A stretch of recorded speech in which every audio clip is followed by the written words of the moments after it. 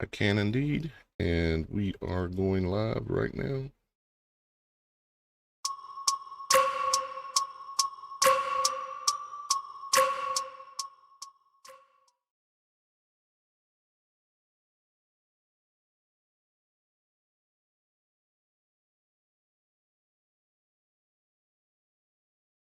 We are live.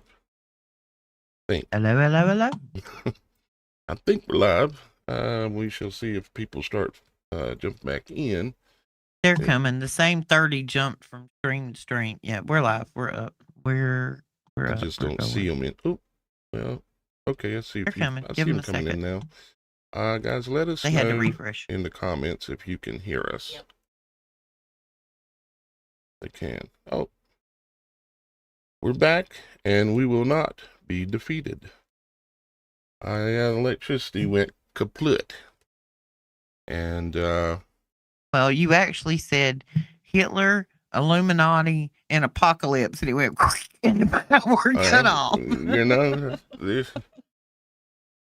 it wasn't supposed to go kaput. We had taken care of that, and it went kaput. I guess we got a hit a nerve or something other, but we are back up live, and guess what? I'm still going to tell the truth. I'm still all going day, to every tell day. the truth. They're not going to be able to get away with that. And you know, they like to mess with things sometimes. This is their toy. It is their toy. And in life, something you have to realize is that when you are a child of God and you know it, there's only there's a specific area of places where the beast can engage you. What, darling?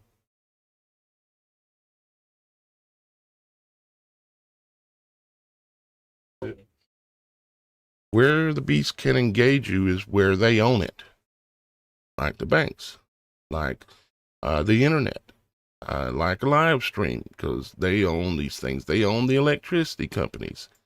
They own the water companies. They're in control of it. So those are the places they can't engage you. They can't come and kill you. If you've never sold out in blood, meaning putting your fingerprint in blood or signing in blood, they cannot come and just kill you. That is my firm belief, because if they could, when I exposed them for the Sandy Hooker thing up in Connecticut for the children singing at the Super Bowl, they woulda. And they wanted to, but they knew they couldn't. They knew that Father would protect me, and he has me surrounded by his angels, and they cannot touch me physically. Now they can mess with their toys, and they do, and maybe they did a while ago and shut us down for a minute, but we're back, and we will not be defeated. I'll get you we were talking, or getting ready to talk specifically about what's happening with Venezuela, and you got Cuba. They were running live streams today of the UN Security Council, and they were all talking about what's going on with Trump and with Venezuela, and ultimately what's going on with Trump and with Venezuela is that what we're watching is a world stage. And this is my opinion. And take what you want and leave what you don't. But I believe that this is a world stage, and that Venezuela has been under the control of the control system, the beast system, for a long time. They're controlled that are not being controlled, put it that way. They like to act like China is their own thing, and they've got their own thing, but there is a system above all of them that runs the world. And you can call it the beast system, or you can call it the Illuminati, or whatever you want to call it. But what they are playing out right now, among other things, because like Roxy and Shannon were talking about a while ago. Speaking of Shannon, do I see her? She's trying to get back in. She's having some issue loading. Okay. All right. And, but, like, that show their decoding. They're playing out the virus thing and the 3-eye atlas thing, and they're doing all this kind of stuff. But right now, in this situation, what they're playing out is the great prostitute and the beast, Revelation 17. And do you mind if I read this, Roxy? Nope, go for it. Revelation 17:3. It's a good refresher, a good reminder. Okay, so we can see what's happening and see what's coming likely.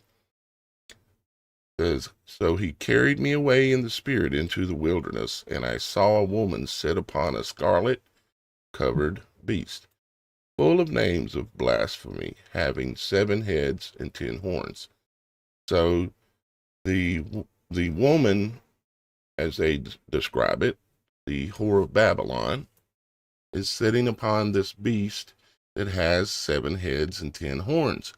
She's riding it. It's not the beast's choice to be ridden, but he's being ridden.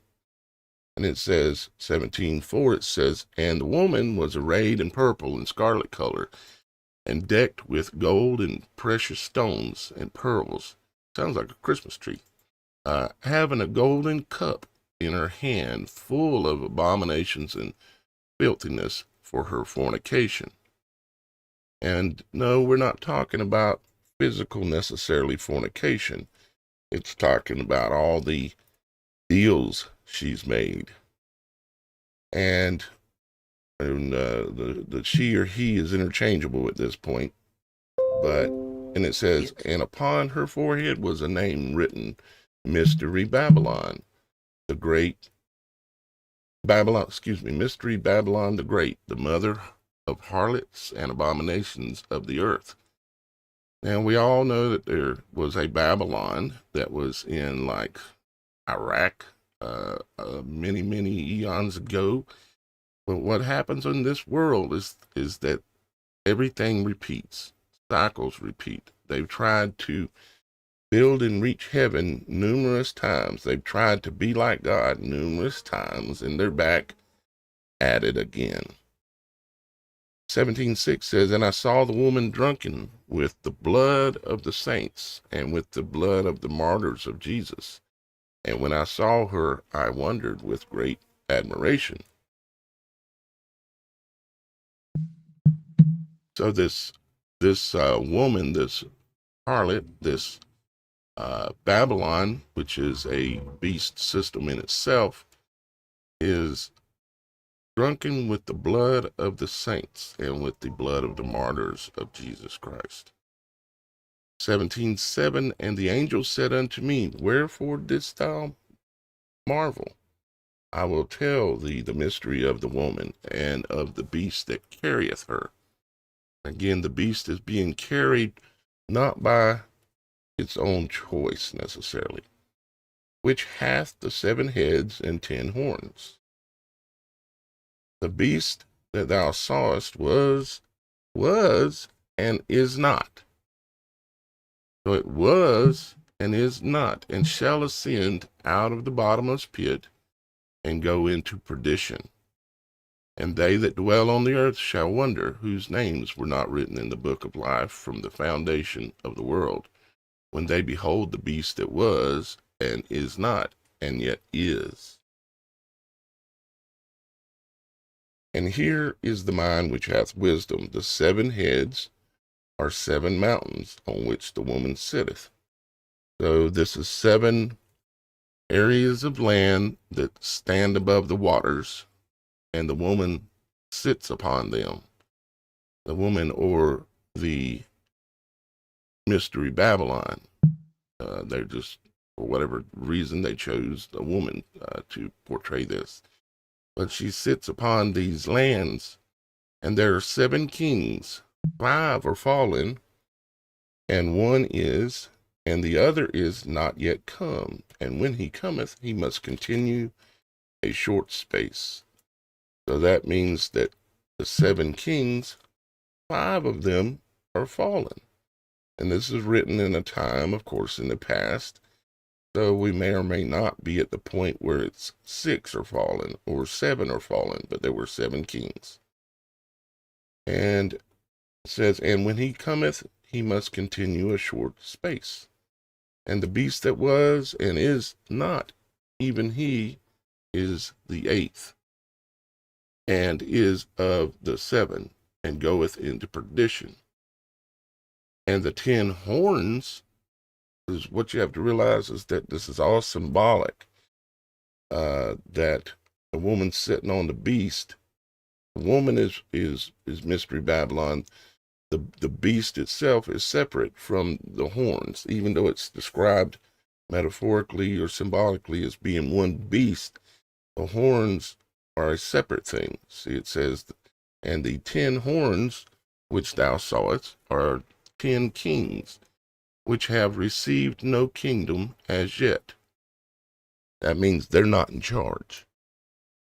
They don't have a kingdom, but they're depicted here as 10 horns. But they're not in charge, you see. Just like I was saying earlier, they are not in charge. The beast is already in control of it. It controls it, and Mystery Babylon sits upon it. And then it says,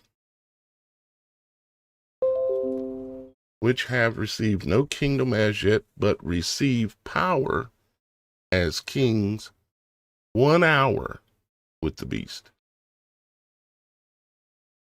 Means there's going to be a short window where all 10 of these horns are going to come together for a purpose. These have one mind, and shall give their power and strength unto the beast. These shall make war with the Lamb, and the Lamb shall overcome them. For he is the Lord of lords and King of kings, and they that are with him are called the chosen and faithful. That would be us. And he saith unto me, the waters which thou sawest, where the whore sitteth, are peoples and multitudes and nations and tongues. And the 10 horns which thou sawest upon the beast, these shall hate the whore. Again, the horns are separate technically from the beast. The beast itself and the whore are more of a function system together. The 10 horns are 10 kings that have no power, but they're going to be given power for 1 hour. And then the 10 horns which thou sawest upon the beast, these shall hate the whore, and shall make her desolate and naked, and shall eat her flesh, and burn her with fire. For God hath put it in their hearts to fulfill his will, and to agree and give their kingdom unto the beast, until the words of God shall be fulfilled. And the woman which thou sawest is the great city which reigneth over the kings of the earth. Now, obviously, a lot of us have different opinions as to what this great city is that reigneth over the kings of the earth, because there's certainly quite a few options, I would say. You could make an argument for the Vatican. You could make an argument for literal Rome. You could make an argument for the UK. You could make an argument for the United States. The United States itself, for the last, very long time, has been known as the greatest power of the world, right? Hey, I figured it out. I think Shannon's here. Except I can't see anything. You can't see anything. You should be able to see. No, not on our studio. You should be able to see. Black screen. Can you see, Roxy? Not in our actual. Huh? Not in our actual studio screen. I have a YouTube window up. YouTube looks fine. Studio's all black. It's fine. We don't need that in. Why is the studio all black? I was looking up the Book of Revelations in my Ethiopian Bible. All right. That means Beyond the Veil is black then. but YouTube's fine. All right, so we just have to apologize along. for Beyond the Veil. And unfortunately, y'all guys can't even see what I'm reading. But you've got it open on a window so you can see. You're looking at it on YouTube. That would, I'm doing. if that ever happens in the future, y'all guys have to let me know, because I have no way of seeing on this side that, because everything looks perfect. But I'm sure it's related to us having to go down and then come back up. So Shannon is here, and sorry for all the problems, everybody. They sent a little arrow of fire at us earlier, and we had to deal with it. So what I did just now, Shannon, was I read through, you've heard me read before, the great prostitute and the beast of Revelation 17. It talks about the woman riding on the back of a beast, and they're also seeing that there are horns, and that there are 7 kings. The 7 heads are 7 mountains on which the woman sitteth. I don't know why. Okay. Not be able to see. The Ethiopian version is a tad different. I'd like to hear what the Ethiopian version says. All right, where did we start at? Oh, I can see now. You can see now? Okay. I just Where'd we start at? refreshed that 17? window, and apparently it started working. So Beyond the Veil should be working again as well. Where did we Okay. start? Verse 17? 17, you would start basically at 17:3 and go from there.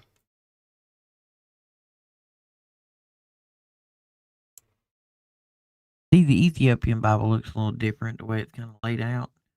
All right, we're going to start at 16. He held 16. 7 stars in You're going his to start right at hand. 16? Yeah. That's a whole nother chapter. 17, You got sorry. to start in 17. When I saw him, I fell down at his feet as though I were dead, but he placed his right hand on me and said, "Do not be You're very afraid." low. Hang on. Keep on talking. I'm trying to find the right spot in here. See, the Ethiopian is not set out in chapter and verse like this is. Okay. Well, basically it's talking about, and there at the very beginning of 17, it talks about, and there came, well, you can see it on the screen right now. And there came one of the 7 angels which had the 7 vials. I got it. Sorry. You Got it. Okay. Got it. Didn't have my glasses on. I got it. All right. Then one of the 7 angels who had the 7 bowls came and spoke to me. "Come," he said, "I will show you the condemnation and punishment of the great prostitute who sits on many waters, Okay. with whom the this side kings here. of the earth committed sexual immorality, and the earth's inhabitants got drunk with the wine of her immorality." Okay. So he carried me away in the spirit to the wilderness, and there I saw a woman sitting on a scarlet beast that was full of blasphemous names and had 7 heads and 10 horns. Okay. Now the woman was dressed in purple and scarlet clothing, and adorned with gold, precious stones, and pearls. She held in her hand a golden cup filled with detestable things and unclean things from her sexual immorality.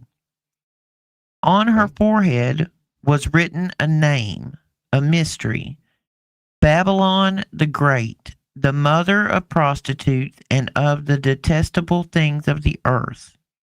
I saw that the woman was drunk with the blood of the saints and the blood of those who testified to Jesus. I was greatly astounded when I saw her, but the angel said to me, "Why are you astounded? I will interpret for you the mystery of the woman and of the beast with the 7 heads and 10 horns that carry her. The beast you saw and is not, but is about to come up from the abyss and then go to destruction. The inhabitants of the earth, all those whose names have not been written in the book of life since the foundation of the world, will be astounded when they see that the beast was and is not, but is to come. This requires a mind that has wisdom. Everything 7 repeats. The 7 heads are 7 mountains the women sit upon. They are also Said 7 women kings. or woman? 7. Seven I was heads trying are to 7 mountains. slow down. I got to go back. The 7 heads are 7 mountains that woman sits on. They are also 7 kings. 5 have fallen, 1 is, and the other has not yet come. But whenever he does come, he must remain for only a brief time. The beast that was and is not is himself an 8th king, and yet is one of the 7, and is going to destruction. The 10 horns that you saw are 10 kings who have not yet received a kingdom, but will receive ruling authority as kings with the beast for 1 hour. These kings have a single intent, and they will give their power and authority to the beast. So They will make the 8th king will actually be one of the 7. Right. Yeah, but there's the 8th, and he comes, and it's only for a short while. And it's only long enough to hand over power to the beast. Basically, but I know that Mr. T, his numbers, he's 888 all over him. You know, Donald J. Trump is 88 in gematria, which is the system they created and used. Trump is 88, and Donald J. Trump is 888. Barron Trump is the same as well.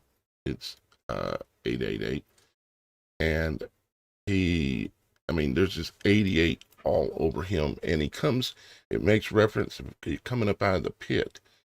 And also Revelations, Revelations 13, where the beast that comes out of the pit and he has stings and they go all over the world and sting people. I don't know for sure, but it seems like to me that those are connected. And I've always wondered, it says he is of the 8th and is of the 7th and goeth into perdition. Keep going. Okay, let's see. Where were we? The 7 heads are the 7 mountains the woman sits on. They are also 7 kings. 5 has fallen, 1 is, and the other has yet to come. But whenever he does come, he must remain for only a brief time. Mm-hmm. The beast that was and is not is himself an 8th king, and yet is one of the 7, and is going to destruction. The 10 horns that you saw are 10 kings who have not yet received a kingdom, but will receive ruling authority as kings with the beast for 1 hour. These kings have a single intent, and they will give their power and authority to the beast. They will make war with the Lamb, but the Lamb will conquer them, because he is Lord of lords and King of kings. And those accompanying the Lamb are the called, chosen, and the faithful. Then the angel said to me, the waters you saw where the prostitute is seated are people, multitudes, nations, and languages. Multitudes. I'll have my glasses. The 10 horns that you saw and the beast, these will hate the prostitute and make her desolate and naked. They will consume her flesh and burn her up with fire. For God has put into their minds to carry out his purpose by making a decision to give their royal power to the beast until the words of God are fulfilled. As for the woman you saw, she is the great city that has sovereignty over the kings of the earth. Right. Well, that was overall very close to same language. That's interesting. Close only count than horseshoes, though. Well, they true. All right. Well, and just one little snip. Mm-hmm. There's and I've been looking at things in the Bible that we may have misinterpreted because something has been translated or changed. And one of them was talking to and one of them was talking about the raising of children and bending. And when I go back and look at the translation, it basically, the way we've taken it is that you're kind of supposed to bend your child into the path that you see for them. That's not what it meant. it means to give with the bend of that child to let them follow their own path and you support them. That is two completely different meanings from a word. Right. One says force the child to bend your way. The way it's actually written, if you go back to the original, it says allow the child to bend and support them in their endeavors. It also tells you in the Bible that you should never live in your hometown. Once you become an adult and you've been through the experiences to become an adult, let's just say 30 years, if that rings true, you're supposed to leave your hometown. Jesus cannot do miracles in his hometown because the people that were there had seen him grow up and didn't have faith in him as the Messiah because he was somebody they knew. Yep. Yeah. You know this, I know this. Our people, they don't believe in what we do because they know us. Yeah. They don't know. They can't believe that we're somehow Right. doing this and that we're like pretending to be something we're not. And it's like, well, I guess I it's just said normal. this a while ago. Go back and look at the history of the disciples of Jesus. I mean, Jesus didn't meet people in the church. He met them at the well. He was meeting prostitutes and drunks and vagrants. And these are the people that he saved and brought along with him because those are the people who had gone through the life experience and had enough wisdom and sight, and their eyes were open enough to see and understand what he was trying to say. But those people you go to see at these super churches, those people don't care about going back to the original to make sure they're interpreting what they're reading right. I'm just saying, this is where we got to be very cautious with what we read and how we read it because one word can change the whole meaning of a chapter in a book. Taking it and going back to the original language it was written in is very important too. Either Hebrew or Greek when you're talking about the Old and New Testament. Old one is Hebrew, the new one is Greek, and typically that's the Strong's definitions. And but then it doesn't hurt even when you read that to try to dig further on certain words and certain situations because even men wrote that, and we just need to not even seek it on the internet or seek it out like that, but even pray about it. And when you're laying in bed at nighttime and you wake up in the middle of the night, bring it up and listen for what will come to you while you're laying there.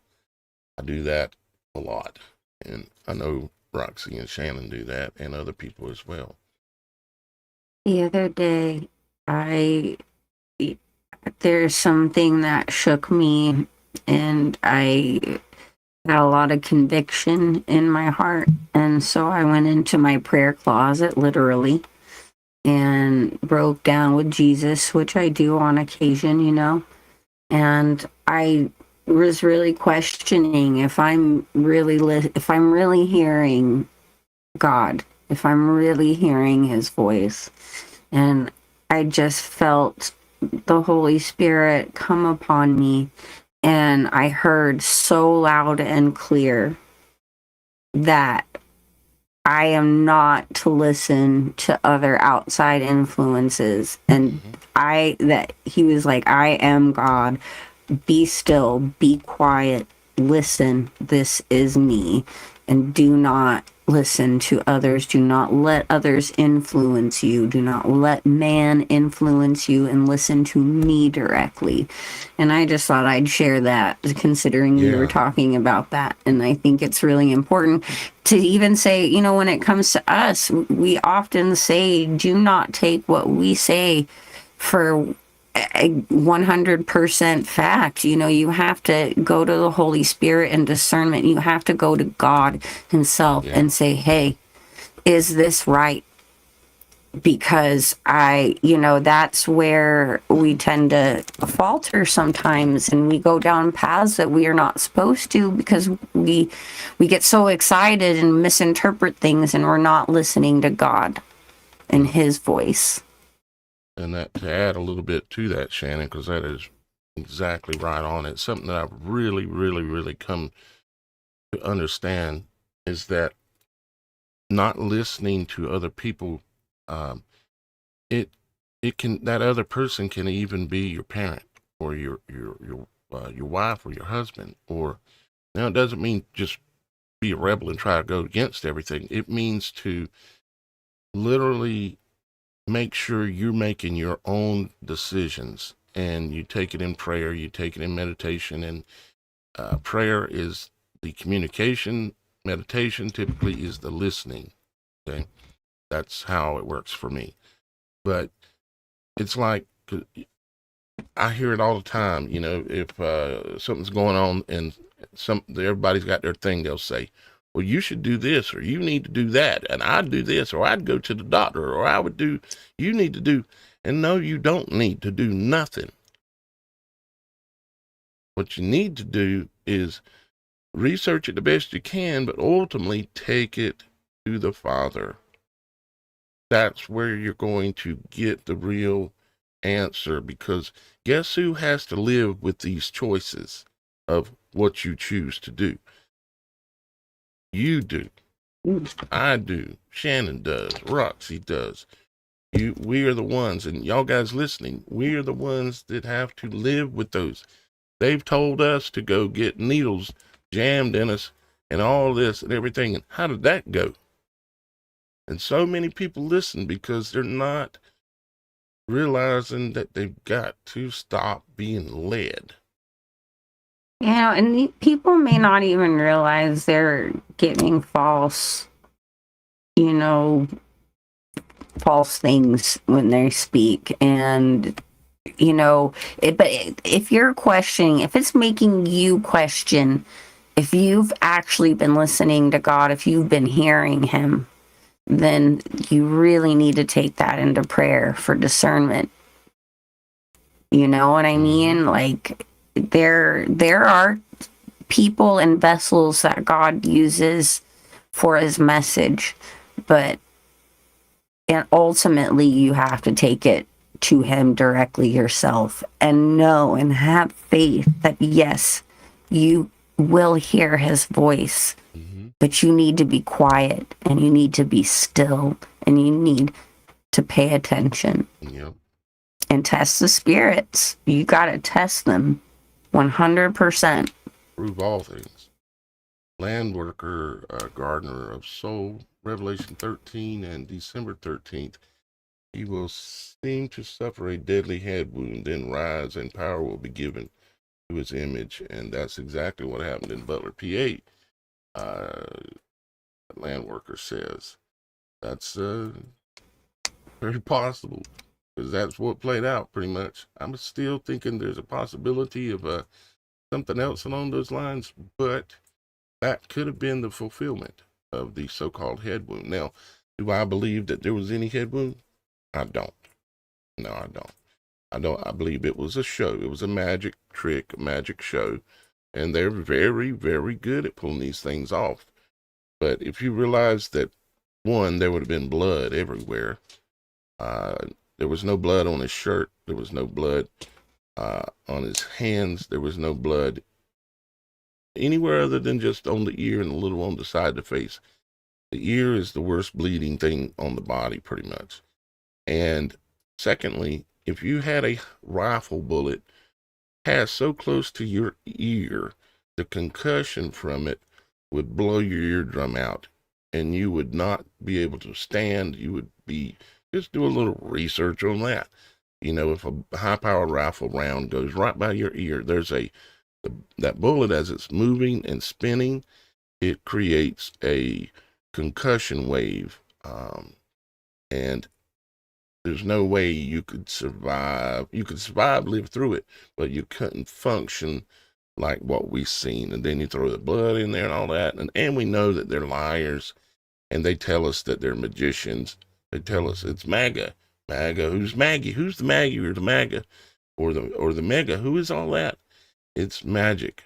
Mega, like megabit, it means the magic byte, like the megabit for the computer, and MAGA, of course, MAGA is everybody's wearing around on their head with a red blood-colored hat.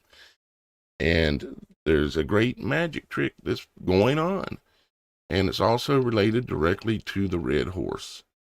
The white horse being covered in blood, and the white horse, of course, being the ones who wear the white jackets around the world who have authority. They're given authority. People believe in them, trust in them. You know, the doctors, the pharmacists, the scientists, and the CDC.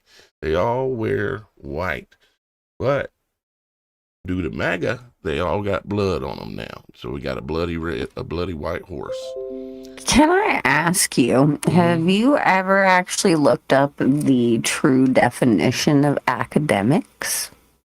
Academics. I could probably work it out in my head in a minute or so, but no, I haven't looked up that word specifically. I've done a lot of breaking down of a lot of words lately, but not that one. According to them, quotation marks and all, they actually, excuse me, believe it to be useless. It's useless information to distract. It is useless and pointless. If you ever look up the actual definition of academics, it's really is related to the word act, academic, like pandemic, pandemic, academic, and ick is related to, of course, just like pandemic. So academic. I have a screenshot.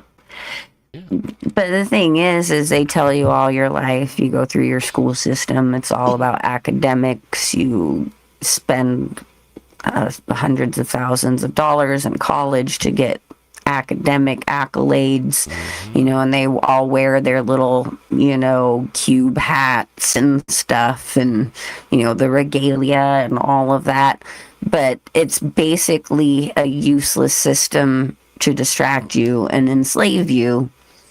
And none of that information that they put under the category of academics has anything to do with none what of you need. their, and I say they, their, them, children go to the same educational institutions that our children go to. Exactly. They don't have the same subjects. They don't have the same textbooks. They don't have the same anything. Public education, and those people's children are completely educated, completely different. What they give our children are the basics to keep them busy and dumbed down. I've worked for some wealthy people in my life. And one of those wealthy people I worked for was wealthy enough that his son had moderate football talent. He thought his kid had way more talent than he did. But anyway, so daddy was willing to throw just obscene amounts of money at this private school to get his kid to the top of the football team. But this kid was, 15, 16 years old when I worked for the dad at a dealership. So he would come in. He was a cool kid. He'd come in and sit in my office, and have homework help. The books this kid had in his possession at 15 years old, now we're talking 2007, 2008, were nothing like I had ever seen in the public education system. Like the things he's learning in the 9th grade. I think in 9th grade I had, English, physical science, maybe biology, something like that. This kid had economics, stock market, how to, how financial systems work to rich people's benefits. Like they're on a whole different level of what we're taught. This crap we're taught is just to keep us busy. Exactly. Yes, Here is the definition. Go ahead. Here it is. Number 1, theoretical or hypothetical, not practical, realistic, or directly useful. 2, learned or scholarly, but lacking in worldliness, common sense, or practicality. Wow. 3, very learned, but inexperienced in practical matters. And 4, having no practical or useful significance. Wow. That is perfect, isn't it? But let's send all of our children to the academic foundation that the government said is good for them. Rockefeller funded one. So that's just what I'm like. We've all been taught that the academics and all these things. This is how you're smart. this is how to discern stuff by fact checking and blah, blah, blah. Smart But slave. no, you got to go to the Father, because even in their definition, the academics is useless. It's pointless, useless, of no. Well, we all know Yes. who Mrs. Maxwell is. Maybe everybody should go look and see who her father is, what he owned, and what he ran. And Which he's a Maxwell we Capri talking about? Sun. Yeah, he's a Capri Sun.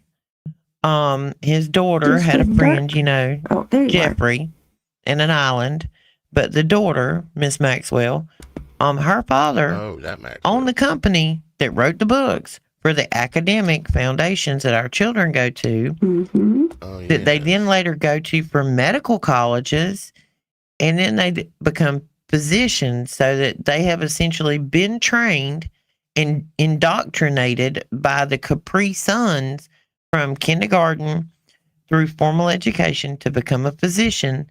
So then they learn to write prescriptions to address symptoms of the dis-ease that's caused by parasites that they were never taught that existed, all by the same Capri Sun package. Right, and don't forget that your dis-ease has a NOMED code, which is a demon code backwards. So just throwing that out there. It's amazing when you start really, paying attention and reanalyzing every word, every syllable, everything, what you truly can start seeing. It's really. You can go all the way blown back me to the away. beginning with Adam and Eve and their son Cain. Canaanites, K9, which is what we call a dog.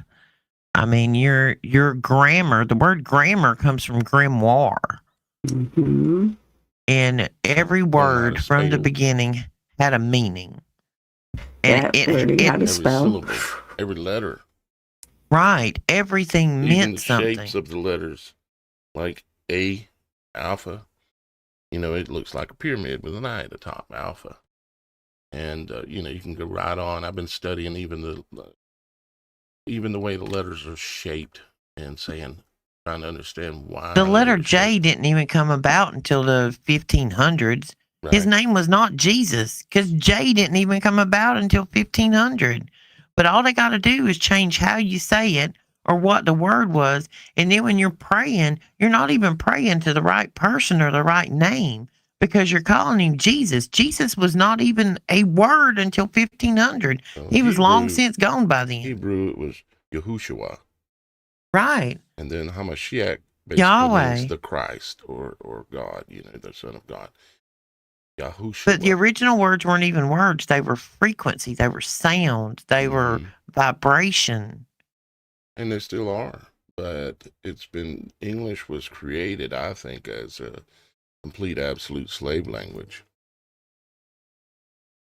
Well, I have, and Tracy and I had a long conversation about this morning, that after watching this Pluribus show, where they are of a hive mind mentality, the great majority of them, and we've learned so much lately that telepathy and telekinesis and all of this is very much possible if you train your brain.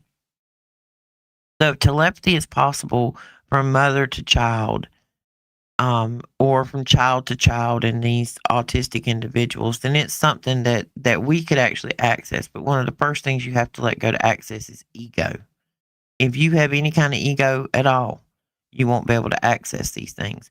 But think about it in the beginning, all the way back, Adam and Eve. If there was no spoken word and everything was telepathic, kind of like in this show Pluribus, I know everything you know, and you know everything I know, because we have no secrets to hide. But if you've got Adam and Eve, where there was possibly some infidelity, some lies going on, you would have spoken word, because the only reason you would speak a word was because if that person was in your head and knew the truth, then they would know you're lying, correct? You would cut off the telepathic path if you were trying to hide something. So maybe in the beginning, the lie that broke the telepathic connection is one of the great sins. Yeah. Yeah. And I think we still have the access to not just telepathy, but a lot of other things. But we've got to really forget what we think we know about what we have the capability to do, and This is where my reanalyze. unicorn theory comes in. Like when I look at my hands, we've mentioned this once or twice before, but I look at my hands and they're covered in what looks like frequency signs. They call them fingerprints, but they're frequency signs. And it's like, okay, so The lines in your palm are the same thing. Those are frequency signs, just like ley lines on the earth that you're in. The wrinkles on your palms, the scars on your body, those are frequency. They have disrupted or changed it. Everything around you, about you, of you is frequency. And whether you can tune in, if you've been with your spouse very long, your spouse may answer questions before you finish asking them. And I had a conversation this morning with Tracy and we were talking about it. And sometimes you're like, could you just let me finish asking the question? And you take it as they're trying to supersede or be superior or get the answer out first. That's not what that person's doing. That person is so literally magnetically frequency tuned into you that you are sharing the same thought.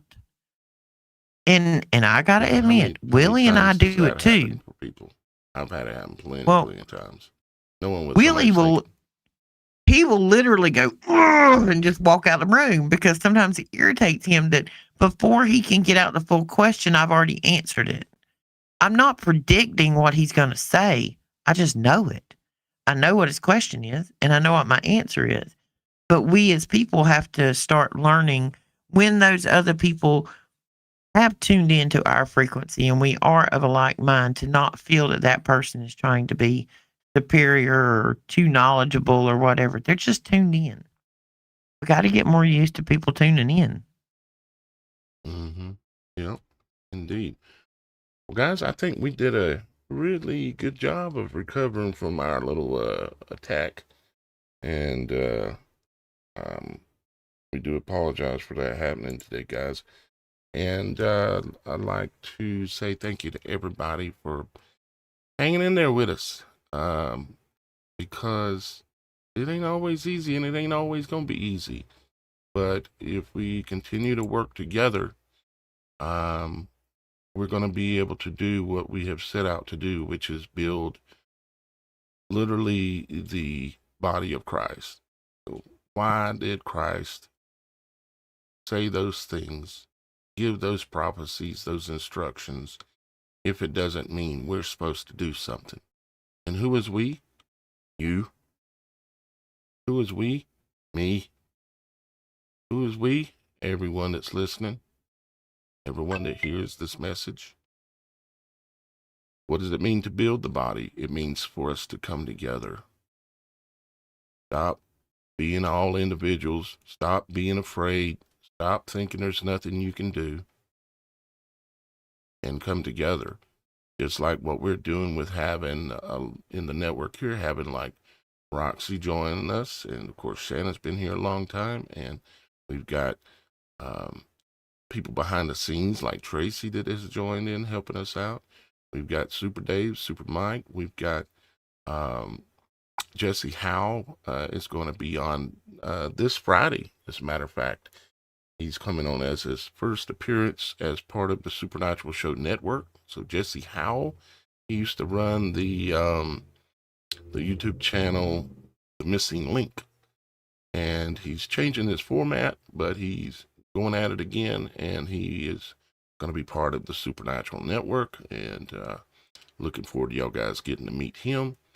And then we also have Evolutionary Energy Arts, Mike and Tracy, I believe it is, that they're also joining the Supernatural Show Network, and they are scheduled for the 19th to make their first visit here on the Supernatural Show, where you guys will get to meet all these people from around the world as we continue to build this network.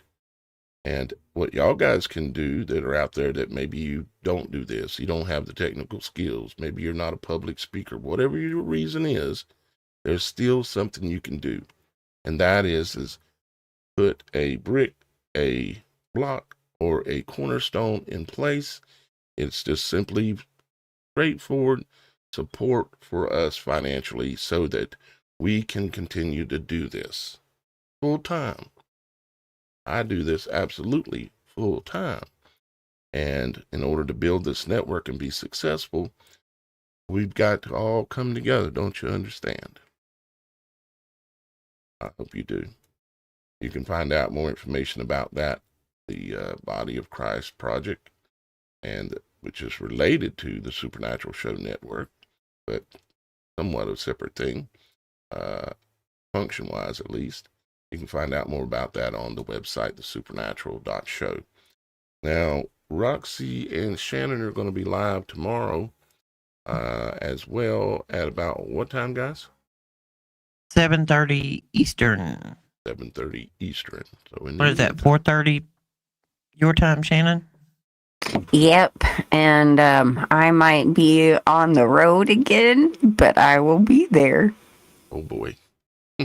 Well, and then Thursday night we'll be back on again, which we do at Shannon's time zone then. It's 9:30 my time, 6:30 Pacific. And then we and I was just going to say, we are just going to focus on this pluribus thing, I think, for both of our shows for the next coming weeks, so we can just get out all the info. Yeah, and it's not just about the show. We're not just talking about the show or the episodes. We're talking about the meaning and the stuff that they're showing us behind it. Right. Yep.